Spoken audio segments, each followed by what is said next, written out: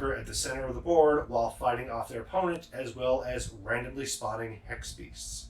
That's right, I said hex beasts. This brings us to the real meat of this update. Mythos has been brought into the overall dystopian age setting, meaning several posses and detachments from Wild West Exodus are now available to use in Mythos as well. We've already seen a small number of Mythos factions being added to Wild West Exodus, so it seems only fair to go the other way as well. At the time of recording, there are 4 new Mythos factions available: Infernal Investigations, Soul Hunters, Secret Service, and the Nautilus Privateers.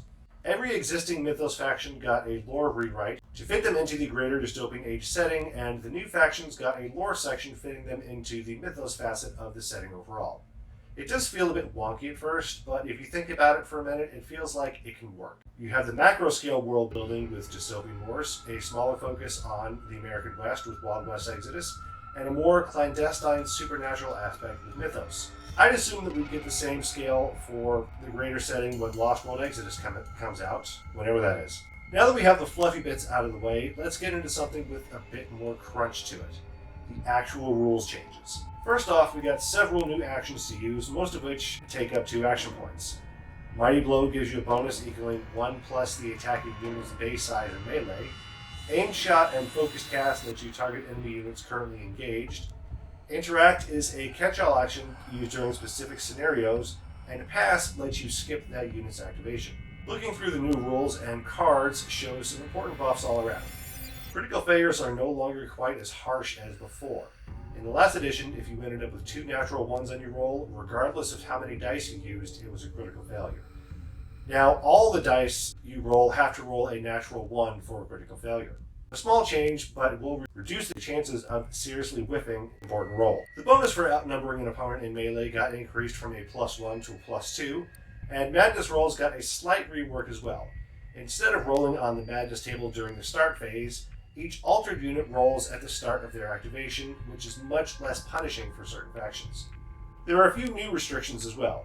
You can't make a ranged attack if you're currently engaged anymore, and shooting into melee will cost a unit 2 action points with Aim Shot. If you want to make an arcane attack in melee, you'll be taking a -1 penalty for each enemy model you're currently engaged with. There are also a lot of small changes to the previous edition's unit cards as well. The attack stats for everyone got a boost in this edition, but the hit points and defensive stats stayed the same, so games will be much more lethal than before. The standard game length also decreased from 6 rounds down to 5, so games should wrap up a bit faster.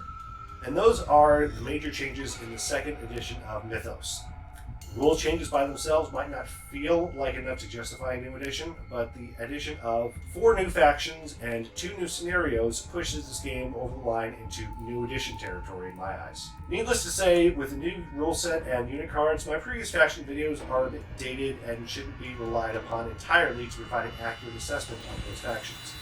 I'll be recording videos for the newest factions added to the game, and I might go back and revisit the old factions in the future. Speaking of new factions, I do have one gripe about the new edition: the formatting of the faction card PDFs. The last edition's cards fit 2 units per page, while the new edition only has a single card. While this may not sound like a big deal, that does mean you'll be using more printer paper or cardstock to print out the needed cards.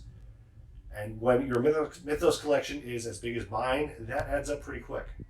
Again, it's not a deal breaker, it's just kind of a minor annoyance. Before I take off, I want to give a quick thanks to Scott Deerkim, sorry for butchering your name, for getting through the rules comparisons between editions quicker than I did and speeding this video along quite a bit. Well, that's going to do it for me today. Stay tuned for more Wild West Exodus, Mythos, Fog and Friction, and Dystopian Wars content in the near future, as well as some looks at Lost World Exodus in the not so near future. Maybe. At some point. Please? Alright, take care everyone.